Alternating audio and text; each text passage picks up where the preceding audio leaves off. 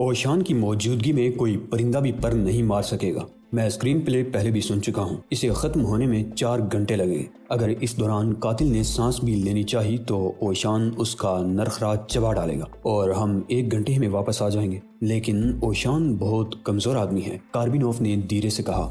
سنو دوست، ٹائیگر نے بڑی سنجیدگی سے کہا، یہ بات اس کے سامنے کبھی نہ کہنا۔ تم نے راستے میں میرے جس فن کا مظاہرہ دیکھا ہے وہ اوشان کی صلاحیتوں کا عشر اشیر بھی نہیں ہے۔ ان دونوں کی حفاظت اوشان نہیں کر سکا تو پھر دنیا کا کوئی بھی شخص جس میں تم بھی شامل ہو ان کی حفاظت نہیں کر سکے گا۔ اس وقت اس دنیا میں اوشان جیسے کمزور اور نحیف بوڑھے سے طاقتور اور ذہین کوئی بھی نہیں۔ اس وقت اوشان فیصلہ کر چکا تھا کہ وہ اسکرین پلے روسی زبان میں سنائے گا تاکہ مہمانوں کو اس میں زیادہ دلچسپی محسوس ہو۔ کاربینوف نے سر ہلایا، اسے ٹائیگر کے دعوے پر یقین تھا۔ وہ تہہ خانے میں اس بوڑھے کی پھرتی دیکھ چکا تھا۔ دونوں خاموشی سے کمرے سے نکل گئے۔ ان کی منزل CIA کا دفتر تھا۔ ایڈمرل کے دفتر تک جانے کے لیے وہ لفٹ میں سوار ہوئے تو ٹائیگر کچھ سوچ رہا تھا۔ کس سوچ میں غرق ہو؟ کاربینوف نے دوستانہ لہجے میں پوچھا۔ قاتل کے بارے میں کوئی علم ہوا؟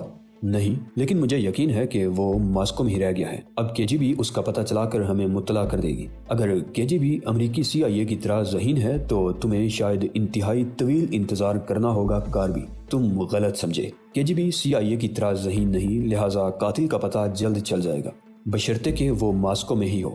وہ لفٹ سے نکلے تو کئی گارڈ راستے میں حائل ہو گئے، مگر ٹائیگر کے ہاتھ میں دبے خصوصی پاس کو دیکھ کر سارے گارڈ موم کی طرح پگھل گئے اور وہ دونوں عقبی راستے سے ایڈمرل کے پرائیویٹ آفس میں داخل ہو گئے۔ کمرہ خالی تھا، مگر فوراً ہی باتھ روم کا دروازہ کھلا اور ایڈمرل چابی جیب میں ڈالتا ہوا انہیں گورنے لگا۔ تم یہاں کیوں آئے ہو؟ اس نے کاربینوف کی بجائے ٹائیگر سے پوچھا جو جمائی لے رہا تھا۔ اسے میں لایا ہوں، کاربینوف نے فوراً جواب دیا، صرف اپنی حفاظت کی خاطر۔ میں 2 کاروں کے درمیان سینڈوچ بننے پر تیار نہیں ہوں ایڈمرل گیٹ۔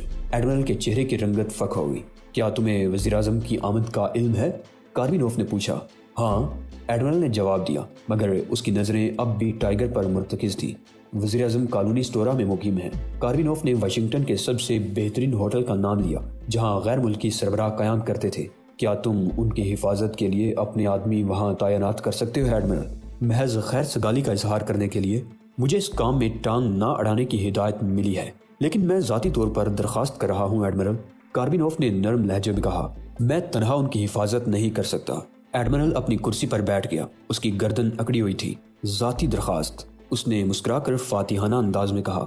چلو ٹھیک ہے، کیا تم بھی وہی مقیم ہو؟ کس کمرے میں؟ وزیر اعظم اور مادام دونوں کمرہ نمبر 1902 میں ہیں، جبکہ میں اپنے آدمیوں سمیت کمرہ نمبر 1900 میں ہوں۔ 1904 بھی ہمارے پاس ہے۔ میں چاہتا ہوں کہ تمہارے آدمی اس ہوٹل میں موجود رہیں، خاص طور سے لابی اور لاؤنج میں، اور ان لوگوں پر خاص طور سے نظر رکھیں جو مشکوک نظر آئیں۔ ٹھیک ہے، ایڈمرل نے کہا۔ میرے آدمی 20 منٹ میں وہاں پہنچ جائیں گے۔ شکریہ، کاربینوف نے گرم جوشی سے کہا۔ ہاں، میں تمہیں یہ بتانا تو بھول ہی گیا کہ ہوائی اڈے پر ایک غیر معمولی واقعہ رونما ہوا تھا ایڈمرل گیٹ۔ اوہ، وہ کیا؟ CIA کا ڈائریکٹر پہلو بدل کر رہ گیا، اور جب کاربینوف نے اسے تمام حالات بتائے تو وہ ایک ٹھنڈی سانس لے کر رہ گیا۔ بڑے خوش قسمت ہو، ایڈمرل کا لہجہ اسپاٹ تھا۔ ہاں، لیکن میں سوچ رہا ہوں کہ ان لوگوں کو ایئرپورٹ کس نے بھیجا تھا؟ ممکن ہے وہ بھی وزیر اعظم کی حفاظت کے ارادے سے وہاں گئے ہوں۔ ایڈمرل نے دوسری طرف دیکھتے ہوئے جواب دیا۔ ممکن ہے، کاربینوف نے ہاتھ بڑھا دیا۔ شکریہ ایڈمرل، تم نے ہمیشہ ہم سے تعاون کیا ہے۔ ایڈمرل نے سرد انداز میں ہاتھ پکڑ کر چھوڑ دیا اور دونوں کمرے سے واپس نکل آئے۔ تم نے 2 ٹوک بات کیوں نہیں کی کاربی؟ ٹائیگر نے لفٹ میں سوار ہوتے ہوئے کہا۔ اسے بتا دیتے کہ وہ لوگ CIA کے تھے اور گاڑی کو ٹکر مارنا چاہتے تھے۔ نہیں، میں تمہاری طرح براہ راست کام نہیں کرتا، لیکن مجھے 100% یقین ہے کہ اسے پتا چل گیا ہے کہ میں اس پر شک کر رہا ہوں، اور میں نے یہ امر یقینی بنایا ہے کہ مجھ پر اس کا شک پختہ ہو جائے۔ کیا شبہ؟ وہ مجھے قاتل سمجھ رہا ہے۔ کیا تم قاتل ہو؟ اگر میں قاتل ہوتا تو اس وقت وزیر اعظم کی لاش کمرے میں پڑی ہوئی ہوتی، کاربینوف نے مسکراتے ہوئے کہا۔ لیکن تم نے اسے ہوٹل کالونی سٹورا کا نام بتا کر گمراہ کیوں کیا؟ اس لیے کہ اگر وہ اپنے طور پر لوگوں کو ہمارے پیچھے لگاتا تو شاید وہ ہمارے ہوٹل کا پتہ چلا لیتے، لیکن اب اس کے آدمی دوسرے ہوٹل میں گرے رہیں گے اور ہمیں پریشان نہیں کریں گے۔ ٹائیگر سر ہلانے لگا، وہ اس شخص کی ذہانت کا قائل ہو گیا تھا۔ یہ شخص، نینا نے انہیں دیکھتے ہی چلا کر کہا۔ اس کا اشارہ اوشان کی طرف تھا جو کمل کے آسن میں فرش پر بیٹھا ہوا تھا اور اس کی نظریں دیوار پر مرتکز تھی۔ ناقابل برداشت ہے۔ کیا ہوا؟ کاربینوف نے گھبرا کر پوچھا۔ میں ٹیلی ویژن دیکھنا چاہتی تھی، مگر اس نے یہ کہہ کر مخالفت کی کہ ٹی وی کا ہر لفظ فحش ہوتا ہے، اور پھر اصرار کرنے لگا کہ اس کی کہانی سنوں۔ لیکن میں نے بہرحال ٹی وی کھول لیا۔ اس وقت خبریں آنے والی تھی۔ اس نے کہا کہ میں خبریں نہ سنوں کیونکہ خبروں میں موٹے آدمی کے علاوہ اور کچھ نظر نہیں آئے گا۔ پھر کاربینوف نے سوال کیا، پھر ٹھیک ہے، خبروں میں ایک موٹا آدمی نظر آیا، مگر وہ میرا شوہر وزیر اعظم تھا۔ اب بولو کیا کہتے ہو؟ کاربینوف حیرت سے ٹائیگر کی طرف دیکھنے لگا جو لا تعلقی سے دوسری طرف دیکھ رہا تھا۔ بولو خاموش کیوں ہو؟ نینا نے ٹائیگر سے کہا، میرا خیال ہے کہ وزیر اعظم کو اپنا وزن کچھ کم کر لینا چاہیے۔ پھر جب میں نے ٹی وی بند نہیں کیا تو اس نے ٹی وی کے بٹن اور سوئچ کھینچ کر باہر نکال دیے تاکہ ٹی وی ناکارہ ہو جائے۔ روسیوں نے آج تک کبھی مذاق کی لطافت کا احساس نہیں کیا۔ زار کے دور میں اوشان نے کچھ کہنا چاہا، مگر ٹائیگر کے چہرے کے تاثرات دیکھ کر چھت کی طرف دیکھنے لگا۔ وزیر اعظم کہاں ہیں؟ کاربینوف نے اکتا کر پوچھا۔ دوسرے کمرے میں ٹی وی دیکھ رہے ہیں، خدا کرے کہ اس کی آنکھیں خراب نہ ہوں۔ اوشان نے طویل سانس لے کر کہا، میرا خیال ہے کہ آپ کو اوشان کا اسکرین پلے پسند نہیں آیا۔ ٹائیگر نے نینا سے کہا، ہم 1 گھنٹے بعد ہی اسکرین پلے سن کر اکتا گئے تھے۔ نینا نے برا سا منہ بنا کر کہا، اسی وجہ سے ہم نے درخواست کی تھی کہ یہ اپنا اسکرین پلے مزید نہ سنائے۔ روسی گندم کے کھیتوں میں جھوٹ بولنے کے بعد کہتے ہیں کہ انہیں صداقت کی مہک محسوس ہو رہی ہے۔ اوشان نے چوٹ کی، ایون گڈ کے بعد آج تک کوئی حساس روسی پیدا نہیں ہوا۔ Even good? کاربینوف حیرت سے ٹائیگر کی طرف دیکھنے لگا۔ ہاں، ٹائیگر ٹھنڈی سانس لے کر بولا، اوشان کے خاندان نے ایون کے لیے کبھی کوئی کام کیا تھا جس کا معاوضہ بر وقت مل گیا تھا، لہٰذا اس نے ایون ہنگامہ پرست کو ایون نیک سرشت قرار دے دیا۔ وہ اوشان کو اسی کمرے میں چھوڑ کر دوسرے کمرے میں چلے گئے جہاں وزیر اعظم سنگل بیڈ پر بیٹھا مسکرا رہا تھا۔ تمہارے اسکرین پر آج تو میری ہی تصویریں ہیں، اس نے ٹائیگر سے کہا۔ خبروں میں کیا بتایا گیا ہے؟ کاربینوف نے پوچھا۔ یہی کہ 3 سفیروں کی موت پر صدر سے مشورہ کرنے کے لیے عنقریب امریکہ آنے والا ہوں، لیکن سفارت خانے نے میری آمد کی تاریخ کے بارے میں کچھ نہیں بتایا۔ گڈ، کاربینوف نے مطمئن انداز میں کہا، مگر وزیر اعظم نے اس کا تبصرہ نہیں سنا بلکہ ٹی وی کو غور سے دیکھنے لگا۔ نینا دیکھو، اس نے ٹیوب کی طرف اشارہ کرتے ہوئے کہا، ہم بھی یہاں جائیں گے۔ کاربینوف اور ٹائیگر بھی اسکرین کی طرف دیکھنے لگے۔ اسکرین پر فلوریڈا کے ڈرٹی ورلڈ کا اشتہار چل رہا تھا۔ نینا پرجوش انداز میں سر ہلانے لگی، میں وہاں جانا چاہتا ہوں۔ وزیر اعظم نے اسکرین سے نظریں ہٹائے بغیر کہا، کب؟ کاربینوف نے پوچھا۔ ابھی چلتے ہیں۔ کیوں؟ کاربینوف نے کچھ سوچتے ہوئے کہا اور پھر سر ہلانے لگا۔ ٹھیک ہے، ہم ابھی چلیں گے، آپ تیاری کر لیں، میں روانگی کے انتظامات کرتا ہوں۔ اسی شب 9 بجے وزیر اعظم، نینا، ٹائیگر، اوشان، کاربینوف اور اس کے 4 خاص آدمی ایک نجی طیارے میں آرلینڈ فلوریڈا کی طرف پرواز کر رہے تھے۔ اسے 10 منٹ قبل ہی ایڈمرل گیٹ کو اپنے فلیٹ میں علم ہوا تھا کہ روسی وزیر اعظم نے کالونی اسٹورا میں کبھی قدم ہی نہیں رکھا۔ خبیث! اس نے ریسیور رکھتے ہوئے کاربینوف کو 3-4 گالیاں دی۔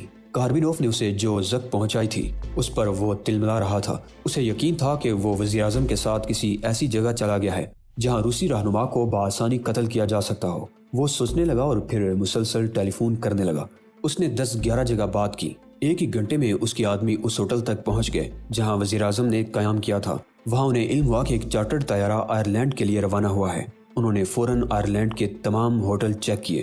پھر بہت دیر بعد انہیں علم ہوا کہ ایک ہوٹل کے 4 کمرے ڈاکٹر ہالی اور فیملی کے نام پر بک کرائے گئے ہیں۔ ڈاکٹر ہالی کاربینوف کے کاؤبوائے جنہوں نے اس کی شناخت کرا دی تھی۔ ہالیڈے کاؤبوائے فلموں کا ایک اہم کردار تھا۔ ہوٹل مینیجر نے تصدیق کی کہ مہمان صبح کے وقت 4 ٹیکسیوں میں بھر کر ڈزنی ورلڈ کے لیے روانہ ہوئے ہیں۔ ایڈمرل 1 گھنٹے تک اپنے کمرے میں ٹہلتا رہا اور پھر وہ ایک قطعی نتیجے پر پہنچ گیا۔ وزیر اعظم کو بچا کر وہ تاریخ میں امر ہو سکتا تھا۔ کاربینوف، اس نے دیوار کی طرف دیکھ کر کہا، میں تمہیں وزیر اعظم کو قتل کرنے کی مہلت نہیں دوں گا، لیکن اس کے نزدیک وزیر اعظم کو موت سے بچانے کے لیے ضروری تھا کہ کاربینوف کو قتل کر دیا جائے، اور پھر یہ ہدایت ایڈمرل نے ٹیلی فون پر بھی دے دی۔ وزیر اعظم امریکی بن کر ڈزنی ورلڈ کی سیر کرنے پر بضد تھا۔ میں عام امریکی کی طرح ڈزنی ورلڈ کی گلیوں اور سڑکوں پر گھومنا چاہتا ہوں تاکہ کوئی بھی ہمیں نہ پہچان سکے۔ کاربینوف کے 4 آدمیوں نے ایک دوسرے کی طرف دیکھا اور پھر اسبات میں سر ہلانے لگے۔ ٹائیگر وزیر اعظم کو دیکھنے لگا جو اس وقت دھاری دار قمیص، تنکے والے بڑے سے ہیٹ اور بڑے بڑے شیشوں کا چشمہ لگائے ہوئے تھا۔ تاہم جس کسی نے بھی ٹی وی پر اس کی تصویر دیکھی ہوگی وہ اسے اس حلیے میں بھی پہچان سکتا تھا۔ 4 ٹیکسیاں وقت پر ہوٹل پہنچ گئی۔ ٹائیگر، کاربینوف، نینا اور وزیر اعظم ایک ٹیکسی میں سوار ہوئے جبکہ دوسری ٹیکسی میں 2 ایجنٹ سوار تھے۔ وزیر اعظم کی ٹیکسی کی عقب میں دوسرے 2 ایجنٹوں کی ٹیکسی تھی اور اوشان حسب عادت آخری ٹیکسی میں تنہا بیٹھا ہوا تھا۔ ٹیکسی میں اوشان کے بیٹھنے سے قبل ٹائیگر نے اسے یاد دلایا تھا کہ وزیر اعظم کی ہر قیمت پر حفاظت کرنی ہے۔ اوشان نے بڑی حقارت سے کہا، میری ساری زندگی دوسروں کی حفاظت کرتے ہوئے گزری ہے۔ ڈزنی ورلڈ پہنچ کر وزیر اعظم اور نینا اطمینان سے ادھر ادھر ٹہلتے رہے، یوں لگ رہا تھا جیسے انہیں موت کا کوئی خوف نہ ہو، جبکہ ٹائیگر اور کاربینوف ہر قدم پر محتاط انداز میں ارد گرد کا جائزہ ضرور لیتے تھے۔ خاص طور پر ٹائیگر کی تو تمام حسیات بیدار تھی اور وہ اپنے جسم میں سنسنی کی لہریں سی محسوس کر رہا تھا۔ کچھ دیر بعد وہ بھوت بنگلے کے سامنے کھڑے ہوئے تھے، لیکن دروازے پر بورڈ لگا ہوا تھا کہ آج عمارت بند رہے گی۔ تاہم انہیں دیکھ کر ایک دراز قد نوجوان سامنے آیا۔ سوری سر، اس نے وزیر اعظم سے کہا، آپ کو انتظار کرنا پڑا۔ دراصل ہم اندر کچھ مرمت کر رہے تھے، وہ کام مکمل ہو گیا ہے اور اب ہم چاہتے ہیں کہ کچھ لوگ اندر جا کر ہمیں سجاوٹ کے بارے میں رائے دے سکے۔ اتفاق سے آپ لوگ ہی سامنے آ گئے، تشریف لے چلیں، ہم فیس نہیں لیں گے۔ بالکل مفت؟ وزیر اعظم نے بڑی حیرت سے پوچھا۔ جی ہاں، سب کے لیے۔ اوشان بھی بچوں کی طرح خوش ہو کر بولا، سب کے لیے فادر۔ نوجوان نے جواب دیا، جیتے رہو فرزند، جیتے رہو، چلو اندر چلو۔ وزیر اعظم نے اس انداز میں کہا کہ جیسے اگر انہوں نے دیر لگائی تو نوجوان داخلہ فیس وصول کر لے گا۔ وہ اندر داخل ہوئے تو لکڑی کا بھاری دروازہ بند ہو گیا۔ KGB کے 2 ایجنٹ وزیر اعظم کے آگے آگے چل رہے تھے۔ ٹائیگر وزیر اعظم کے سامنے تھا، جبکہ نینا اور اوشان ان کے پیچھے۔ تاریک سرنگ کے خاتمے پر ہلکی ہلکی روشنی نظر آ رہی تھی۔ کچھ دیر بعد وہ ایک خوبصورت کمرے میں تھے جس کی دیواروں پر 19ویں صدی کے مشہور افراد کی تصویریں لگی ہوئی تھی۔ ایک مشین نے اعلان کیا کہ وہ ماضی میں واپس جا رہے ہیں۔ اس نے تصویروں کے بارے میں بتایا اور پھر اچانک ہی تصویریں نوجوان ہونے لگی۔ ٹائیگر نے پلٹ کر دیکھا تو کاربینوف کا کوئی پتہ نہیں تھا۔ خفیہ راستوں کے کھلنے پر آپ حضرات ماضی میں قدم رکھ سکتے ہیں، انتظار مت کیجیے گا، خفیہ راستے کھلتے ہی اندر داخل ہو جانا ہے۔ مشین نے پھر ہدایت کی۔ کمرے میں ہلکی سی سرسراہٹ گونجنے لگی اور ایک دیوار اپنی جگہ سے ہٹتی ہوئی نظر آئی۔ دیوار کے ہٹتے ہی ایک غلام گردش دکھائی دی۔ اوشان وزیر اعظم اور نینا کے ساتھ خفیہ راستے میں داخل ہو گیا۔ چاروں ایجنٹ ان کی عقب میں تھے۔ اسی لمحے ٹائیگر نے بیرونی دروازے کی طرف دوڑ لگا دی۔ وہ تاریک سرنگ میں داخل ہو گیا۔ عام آنکھوں کے لیے تاریکی میں دیکھنا ناممکن تھا، لیکن ٹائیگر کی آنکھیں صاف اور واضح طور پر دیکھ سکتی تھی۔ اس نے سرنگ کی ایک دیوار پر بٹن دیکھے، اس نے انہیں دبا دیا۔ اس وقت اسے صرف کاربینوف کی فکر تھی۔ بٹن کے دبتے ہی دیوار سرک گئی اور ایک چھوٹا سا کمرہ نظر آنے لگا۔ ٹائیگر نے کاربینوف کی تلاش میں ایک ہی نظر میں پورے کمرے کا جائزہ لیا۔ پھر اسے ایک کونے میں کاربینوف نظر آ ہی گیا۔ وہ چت لیٹا ہوا تھا اور اس کی قمیص پر خون کا تازہ دھبا تھا جو مسلسل پھیل رہا تھا۔ اس کا ریوالور کمرے کے ایک کونے میں پڑا ہوا تھا۔ کاربی! ٹائیگر اس پر جھک گیا۔ زخمی روسی نے بمشکل آنکھیں کھولی۔ اس نے ٹائیگر کو پہچان لیا اور مسکرانے کی کوشش کی، جس کے نتیجے میں خون کی ایک بوند بند ہونٹوں سے ٹپک پڑی۔ کیا حال ہے دوست؟ کون تھا؟ ٹائیگر نے دھیمے لہجے میں کہا، لیکن اس لہجے میں بھی سفاکی کا عنصر غالب تھا۔ ایڈمرل گیٹ کے آدمی، وہی تھا جس نے اندر آنے کی دعوت دی تھی۔ میں تم سب کے آخر میں تھا کہ اچانک کسی نے مجھے سرنگ میں پکڑ کر یہاں کھینچ لیا۔ غلطی میری تھی، فکر مت کرو، میں ابھی ڈاکٹر کا انتظام کرتا ہوں۔ نہیں، بہت دیر ہو گئی ہے۔ کیا وزیر اعظم ٹھیک ہے؟ کاربینوف نے بمشکل کہا۔ وہ ٹھیک ہیں، بالکل ٹھیک، اور ٹھیک رہیں گے، ٹائیگر نے اسے تسلی دیتے ہوئے کہا۔ مگر اس وقت ٹائیگر کی آنکھیں سلگ رہی تھی۔ اسے اس شخص سے ہمدردی محسوس ہو رہی تھی جس کے ملک کو وہ انسانیت کا دشمن سمجھتا تھا۔ میں جانتا ہوں دوست، کاربینوف نے دوست کہتے ہوئے مسکرانے کی کوشش کی، مگر خون کے کئی قطرے منہ سے نکل پڑے۔ وہ یقیناً شدید کرب سے دوچار تھا۔ اس کی آواز بھی سرگوشی سے زیادہ اونچی نہیں تھی۔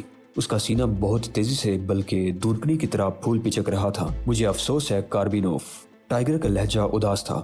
اگر ہم پہلے ملے ہوتے تو دونوں کی انتہائی زبردست ٹیم بن جاتی۔ کاربینوف اس بات میں سر ہلا کر رہ گیا، لیکن اس نے اپنے جملے سے اس بات کی تردید کر دی۔ ہمارے درمیان میلوں کا فاصلہ تھا دوست۔ اگر ایڈمرل مجھے آج قتل نہ کرتا تو تم کبھی نہ کبھی مجھے قتل کر دیتے، کیونکہ مجھے تمہاری تنظیم کے بارے میں بہت کچھ معلوم ہو گیا تھا۔ ٹائیگر نے احتجاج کرنا چاہا لیکن پھر رک گیا۔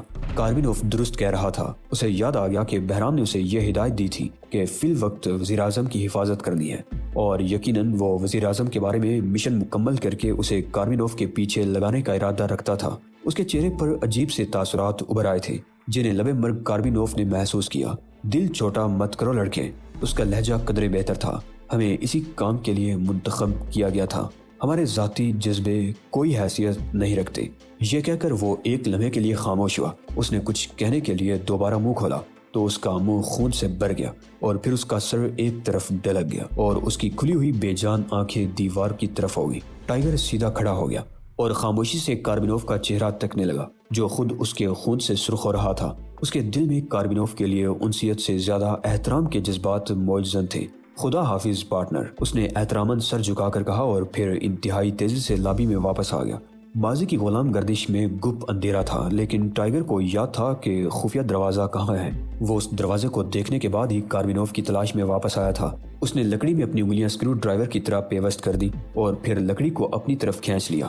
ہوش کی زوردار آواز پیدا ہوئی کیونکہ دروازہ کا کنٹرول ہائیڈرولک تھا، مگر ہائیڈرولک کا قفل اس کی انگلیوں کے سامنے صابن کا ٹکڑا بن گیا تھا۔ پریشر ختم ہوتے ہی دروازہ کھل گیا اور لکڑی کے ٹوٹنے کی زوردار آواز گونج گئی۔ اب اس کے سامنے سانپ کی طرح بل کھاتی ہوئی غلام گردش تھی۔ وہ دوڑنے لگا۔ اس کے قدم اتنی تیزی سے اٹھ رہے تھے کہ عام آنکھ اگر انہیں دیکھتی تو ایسا لگتا جیسے وہ زمین سے چند انچ اوپر ہوا میں تیر رہا ہو۔ اچانک ہی اس کے سامنے ایک چھوٹا سا ریلوے پلیٹ فارم آ گیا۔ اوشان اس پلیٹ فارم پر تنہا کھڑا تھا۔ اس کی نظریں ٹائیگر پر تھی۔ کاربینوف کو قتل کر دیا گیا۔ ٹائیگر نے اسپاٹ لہجے میں اسے مطلع کیا۔ وہ اچھا آدمی تھا۔ اوشان نے دھیرے سے جواب دیا۔ وزیر اعظم کہاں ہے؟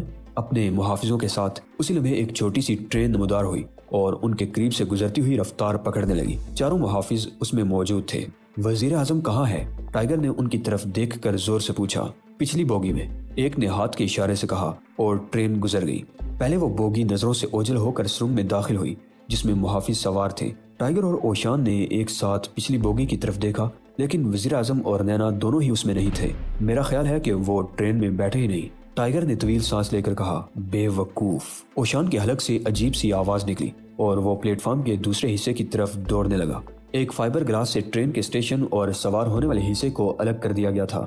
ٹائیگر اوشان کے پیچھے لپکا۔ اس نے اوشان کو فائبر گلاس کی نادیدہ دیوار سے ٹکرا کر گرتے ہوئے دیکھا، پھر اچھلتے ہوئے دیکھا۔ پل بھر میں دیوار اوشان کے ہاتھوں کی زد میں تھی اور پلیٹ فارم پر اس کے ٹکڑے اچھل اچھل کر گر رہے تھے۔ اوشان نے زکن بری اور دیوار کی دوسری طرف پہنچ گیا۔ پھر اچانک ہی انہیں وہ دونوں نظر آ گئے۔ نینا نے پلٹ کر ان کی طرف دیکھا۔ وہ اپنے شوہر سے 6 فٹ دور کھڑی ہوئی تھی۔ اس نے انہیں دیکھتے ہی ریوالور کی نال وزیر اعظم کی طرف کر دی۔ اس کی انگلی لبلبی پر پہنچ رہی تھی کہ ٹائیگر اڑتا ہوا اس کے سر پر جا پہنچا۔ گولی چلی مگر نینا کا نشانہ خطا گیا اور گولی پلیٹ فارم کی دیوار میں گھس گئی۔ اس سے قبل کہ وہ دوسری بار لبلبی دبا کر خودکشی کرتی، اوشان نے اس ریوالور چھین لیا اور ٹائیگر کے حوالے کر دیا۔ وزیر اعظم کا چہرہ صدمے کی وجہ سے زرد ہو رہا تھا اور اس کی آنکھوں میں نمی تھی۔ نینا تم؟ مگر کیوں؟ وہ صرف اتنا ہی کہہ سکا کیونکہ اب نینا دونوں ہاتھوں میں چہرہ چھپائے بلک بلک کر رو رہی تھی۔ میں مجبور تھی، مجھے یہی کرنا تھا۔ ٹائیگر نے خزاں رسیدہ پتے کی طرح کانپتی ہوئی عورت کو سہارا دیا اور اس وقت تک اس کا ہاتھ تھامے رہا جب تک وہ رو رو کر سنبھل نہ گئی۔ مگر کیوں؟ ٹائیگر نے پشت گاہ سے ٹیک لگاتے ہوئے کہا۔ نینا نے ایسا کیوں کیا؟ اس لیے کہ قاتلوں کو بھرتی کرنے والے کی نظر انتخاب 20 سال قبل نینا ہی پر پڑی تھی۔ ان دنوں آج کا وزیر اعظم مفلوق الحال تھا۔ پروجیکٹ اومیگا کے معاون نے اس صورتحال سے فائدہ اٹھایا اور وفاشار بیوی نینا کو وقتاً فوقتاً رقوم دیتا رہا۔ نینا رقم لینے کے لیے مجبور تھی کیونکہ اسے گھر چلانا تھا۔ کیا کونارڈ نے نینا کو بتایا تھا کہ ضرورت پڑنے پر اسے اپنے محبوب شوہر کو قتل کرنا پڑے گا؟ ہاں، تاہم نینا کو یقین تھا کہ ایسا کبھی نہیں ہوگا، جنگ عظیم کبھی نہیں ہوگی اور اسے اپنے شوہر کو قتل کرنا بھی نہیں پڑے گا۔ وہ پروجیکٹ اومیگا کا سگنل نظر انداز بھی کر سکتی تھی۔ اس نے ایسا کیوں نہیں کیا؟ اس لیے کہ کونارڈ نے اس کے ذہن میں یہ بات بٹھا دی تھی کہ اگر اس نے سگنل ملنے پر عمل نہ کیا تو ٹھیک 1 ماہ بعد امریکی حکومت ایسی خفیہ دستاویز جاری کر دے گی جس سے وہ امریکی جاسوس ثابت ہو جائے گی۔